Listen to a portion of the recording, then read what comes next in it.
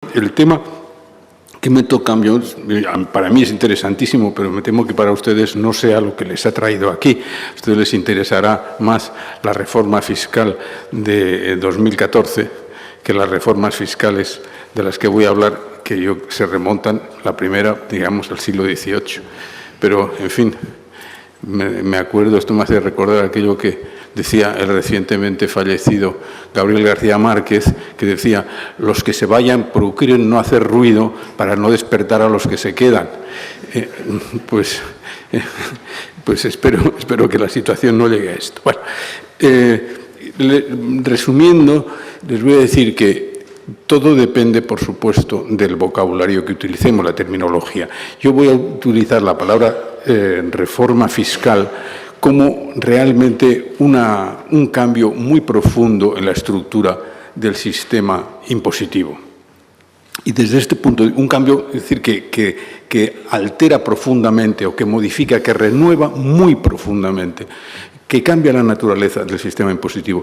Yo creo que desde este punto de vista, en la historia de España, hay dos reformas y media que han tenido lugar. Hay muchísimos retoques muy profundos, como el que se anuncia, como el que seguramente, como el que propone, desde luego, el informe Lagares, y como, si estoy seguro, no lo conozco, el que va a proponer el profesor Anchuelo dentro de unos momentos. Pero yo creo que no se trata, en todo caso, de reformas que cambien la naturaleza del sistema, sino que van a ser profundos retoques, como de estos ha habido muchos en la historia de España. ¿Cuáles son esas reformas históricas a las que me refiero? Bueno, la media reforma tuvo lugar en el siglo XVIII, y a ella me referiré después. Un poquito. A todo tengo que referirme brevísimamente porque no tengo tiempo. Las otras dos reformas son la llamada Reforma Mont-Santillán de 1845. Se llama así porque el ministro de Hacienda en aquel momento era Alejandro Mon, y el experto, el fiscal que realizó la reforma, en realidad, el plan, pues fue don Ramón Santillán, que después fue ministro de Hacienda y después fue gobernador del Banco de España durante muchos años. Primero gobernador del Banco de San Fernando y luego gobernador del Banco de España, que fue su sucesor. La reforma Mont-Santillán realmente es muy importante porque modernizó un sistema fiscal español que era un verdadero caos. El sistema impositivo hasta 1845 era un sistema impositivo totalmente asistemático, modificado muchas veces, pero realmente medieval o antiguo regimental, como se dice, era completamente del antiguo régimen. Se carecía de los principios más elementales que los hacendistas hoy exigen a un sistema. No era ni equitativo, ni general, ni suficiente, ni flexible. Es decir, era profundamente injusto porque recaía de una manera asistemática sobre diferentes rentas y además trataba especialmente bien a los más ricos, es decir, en general todavía a la nobleza y al clero. No era general porque además por territorios también trataba distintos, es decir, había impuestos que se aplicaban en ciertas zonas y en otras zonas no. No era suficiente porque tenía un déficit crónico y eso era uno de los grandes problemas. El problema de la deuda pública ha sido siempre un problema de la Hacienda española, y no era flexible porque aunque aumentara el nivel de riqueza no recaudaba más, de modo que era una cosa desastrosa. La reforma Mont-Santillán modernizó este sistema, no lo hizo suficiente, es decir, siguió produciendo déficits y no fue una reforma que resolviera todos los problemas, ni mucho menos, pero sí fue general, es decir, introdujo un sistema que hacía que los ciudadanos, los contribuyentes, fueran todos iguales ante la ley, fueran de La Coruña, fueran de Madrid, fueran de Barcelona o fueran de donde fueran, para empezar. Y después sistematizó mucho, simplificó mucho el sistema, creó la contribución territorial, que era la base del sistema, porque siempre la economía agraria era la base del sistema, y la contribución territorial junto con los ingresos de aduanas, los aranceles de aduanas y los impuestos al consumo, del que el más importante era el tabaco, pues eso fue la base del sistema de Mont-Saint-Millán, que luego fue retocado repetidamente, pero que, claro, cambió, es decir, revolucionó este sistema, el sistema impositivo. Y hay que decir que desde esta reforma hubo muchos retoques, pero hasta la segunda gran reforma, que yo creo que ustedes sí la tienen en mente, que es la reforma de Fuentes y Ordóñez, es decir, de Enrique Fuentes Quintana y de Francisco Fernández Ordóñez, no ha habido una verdadera reforma que cambiara el sistema radicalmente. La reforma fiscal de Fuentes y Ordóñez que tuvo lugar en 1977-78, porque fueron una serie de leyes, no fue una sola ley, pues introdujo unas innovaciones que ahora son el pan nuestro de cada día fiscal, pero el llamado IRPF, sobre todo, pues realmente introducir el impuesto sobre la renta a finales del siglo XX ya revela un nivel de atraso muy considerable, aunque nominalmente existía de antes, pero realmente era un impuesto insignificante. Entonces, la introducción del IRPF fue una verdadera revolución, y acompañado del impuesto de sociedades y después del impuesto, el IVA, la sistematización de los impuestos sobre el consumo en el IVA. Entonces, esto fue también, diríamos, casi una revolución, palabra de la que se abusa, pero que realmente creó un sistema nuevo. Y ustedes me dirán, bueno, ¿y la media? ¿Dónde está el medio? Bueno, pues el medio tuvo lugar en el siglo XVIII, y es medio porque se aplicó en el Reino de Aragón y no en el Reino de Castilla. Pero la introducción del catastro, del llamado catastro, que era en Cataluña en 1716, y la de los impuestos llamados equivalentes en Valencia, en Aragón y en Mallorca, que recibían nombres diferentes. En Aragón se le llamó contribución única, en Valencia se le llamó equivalente, y en Mallorca se le llamó la talla, y en Cataluña se le llamó el catastro. Esos impuestos realmente fueron reformas muy profundas porque introdujeron unos sistemas de impuesto directo mucho más igualitarios y modernos que el que imperaba hasta entonces en España y en Castilla en especial. En Castilla era un caos, como digo, y el caos que pervivió duró hasta 1845, con retoques, pero así. ¿Por qué es media? Bueno, ¿por qué se implantó en Aragón? Pues es un episodio que yo voy a hablar brevemente. Felipe V ganó la guerra de sucesión, y entonces, en un espíritu medio de revancha, medio de deseo de modernización, introdujo estos impuestos que llamó equivalentes, que se trataba de que fueran equivalentes en presión fiscal, es decir, que en el Reino de Aragón, en los 4 reinos, los 3 y el Principado de Cataluña de Aragón, tuvieran una presión fiscal equivalente a la de Castilla, pero mucho más sencilla de recaudar y mucho más equitativa, basándose en la imposición directa. Y esto fue así, sobre todo en Cataluña, porque en Cataluña, que fue donde más tarde se introdujo este sistema, más tarde en Mallorca, pero en Cataluña fue donde más atención se prestó, se introdujo un catastro de un detalle, de una perfección muy sorprendente para la época. Y entonces, con arreglo a ese catastro, de una manera muy impersonal, se pagaba un impuesto que no era un impuesto sobre la renta, pero sí era un impuesto en parte sobre la renta y en parte sobre el patrimonio.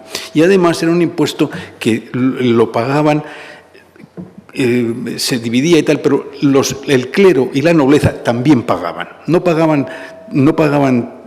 tanto. Es decir, no pagaban el impuesto personal, pero sí pagaban el impuesto, digamos, sobre el patrimonio. Funcionó muy bien, aunque los catalanes todavía hoy están, muchos de ellos, sobre todo los nacionalistas, están todavía diciendo qué horror, qué tal, qué cual.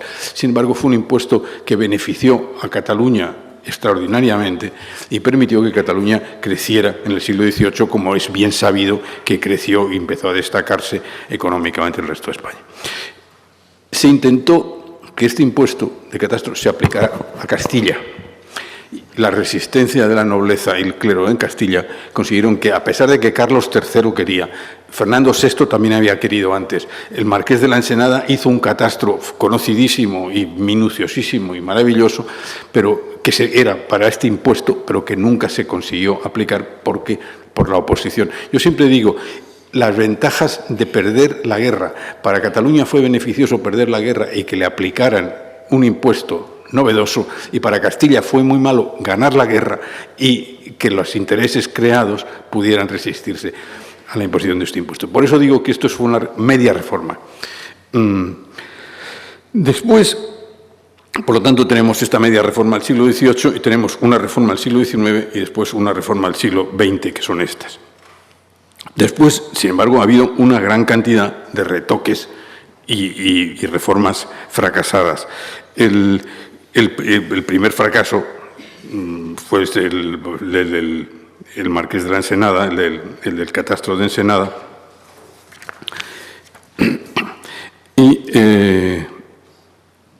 Pero ha habido muchos otros. Se intentó en el siglo XVIII hacer un impuesto parecido, introducir una reforma parecida con el nombre de frutos civiles, tiene una cierta gracia, en 1785, bajo Carlos IV, pero no se llevó a cabo. Luego, con Fernando VII, ahí la de Martín de Garay tampoco se llevó a cabo. El trienio liberal, 1820-23, introdujo una novedad importante que fue sustituir el diezmo, porque el diezmo, a pesar de ser un pago a la Iglesia, tenía carácter de impuesto y el Estado se quedaba con una gran parte del diezmo. El diezmo se pagaba en especie, en trigo y tal. Entonces los liberales suprimieron el diezmo porque ya la gente con la guerra de independencia dejó de pagar el diezmo, se pagaba de gran irregularidad. Entonces ellos lo que intentaron es modernizarlo, convertirlo en un impuesto sobre la renta agraria, sobre la producción agraria, y hacerlo pagadero en dinero, como parecía lógico. Pero esto sirvió para alienar totalmente al campesinado, y que cuando los 100.000 hijos de San Luis invadieran en 1823, la verdad es que hubo una enorme pasividad por parte del pueblo español que no defendió el constitucionalismo, en gran parte porque lo identificaban con los pagos en dinero. Luego ha habido muchas más reformas, Otro fracaso también notable es el de José Calvo Sotelo. Durante la dictadura de Primo de Rivera, José Calvo Sotelo fue nombrado ministro de Hacienda en 1925. Intentó hacer una reforma a fondo, seria. En principio tenía el apoyo del dictador, Primo de Rivera, pero el dictador a la última hora le dijo: lo siento, pero no le voy a apoyar en esto. Y entonces, evidentemente, por influencia de los círculos altos, incluso probablemente la propia monarquía, la alta nobleza, el clero, etc. Y Calvo Sotelo, frustrado ante esto, instituyó el monopolio de petróleos, que yo creo que fue un error, pero que Calvo Sotelo era una persona muy cabezota y algo gordo tenía que hacer siendo ministro de Hacienda. Los retoques importantes, que se pueden llamar casi reformas, pues son quizá sobre todo el de Raimundo Fernández Villaverde, después de la pérdida de Cuba, en 1899-1900, que realmente sí reformó considerablemente el impuesto, reformó sobre todo también la deuda pública, que había crecido mucho con la financiación de la guerra, e introdujo lo que se llamó la contribución de utilidades, que por primera vez la industria se vio gravada de manera paralela a la agricultura. Bueno, ya que estamos en esto, déjenme decir un momento. El fraude fiscal tiene una larga tradición en España, tiene una larga tradición probablemente en el mundo, pero el fraude fiscal en el siglo XIX, después de la reforma de Monsantillán, estuvo en la agricultura sobre todo. Es decir, estuvo precisamente en que no se hizo un catastro. Se previó que se hiciera un catastro, pero no se hacía el catastro. Y entonces había un procedimiento de amillaramientos que era declaraciones de los propios propietarios, que naturalmente declaraban cantidades, pues el 50% o a veces menos de la tierra que tenían, en fin, de modo que había una enorme evasión fiscal con una fuerte tradición de eso. El catastro no se terminó hasta bien entrado el siglo XX. La República le dio un fuerte empujón al catastro. Entonces, estuvo prácticamente un siglo que no se hacía el catastro porque había una resistencia de las clases poderosas. Después, en el siglo XX, después de la reforma de Villaverde, es interesante mencionar que durante la República, en 1932, Josep Carner, el ministro que sucedió a Indalecio Prieto en Hacienda, pues introdujo lo que él llamaba el impuesto complementario sobre la renta. Y la palabra complementario quería decir que era un impuesto puramente simbólico.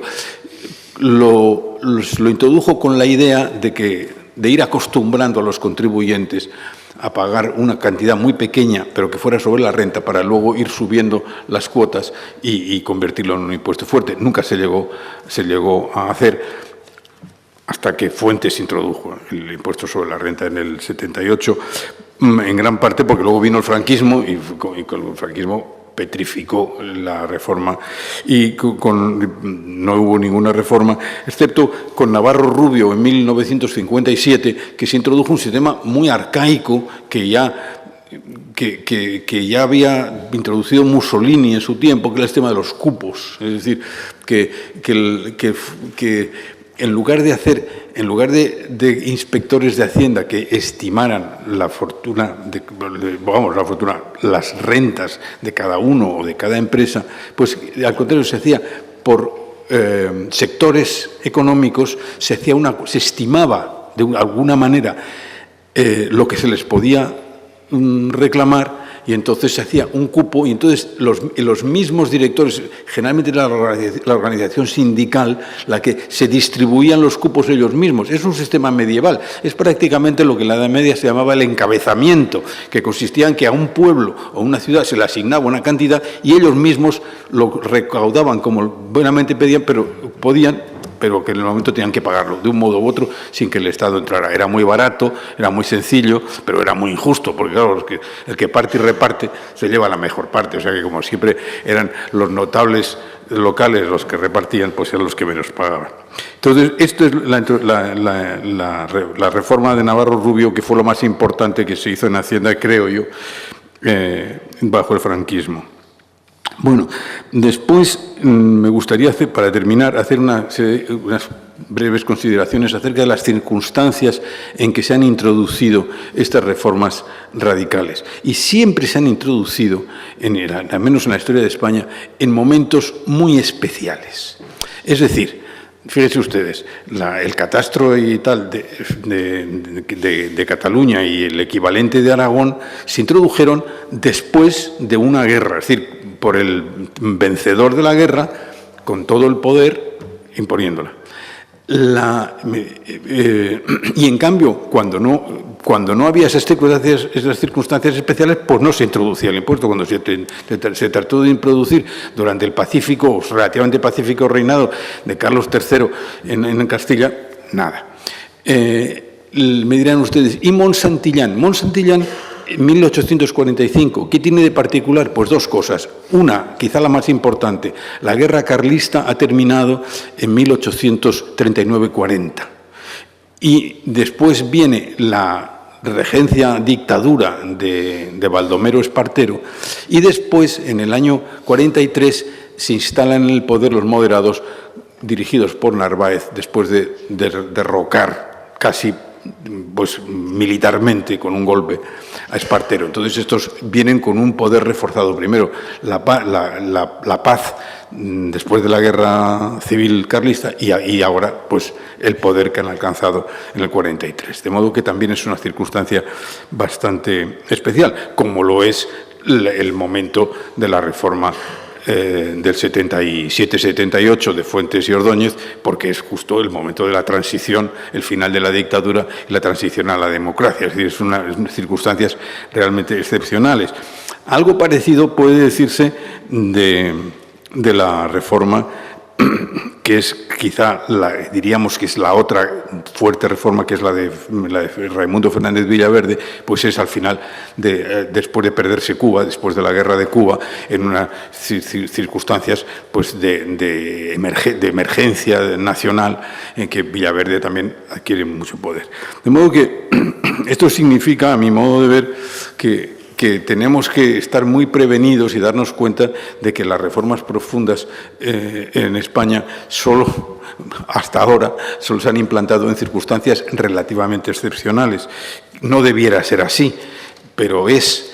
Fijémonos que también las constituciones en España tampoco se reforman de una manera normal, sino que en lugar de reformarse, se agotan y entonces se crea otra nueva Constitución en lugar de reformarlas en una situación de normalidad. De modo que a mí me parece que esto sí vale la pena que reflexionemos un poco sobre ello, y muchas gracias por su atención.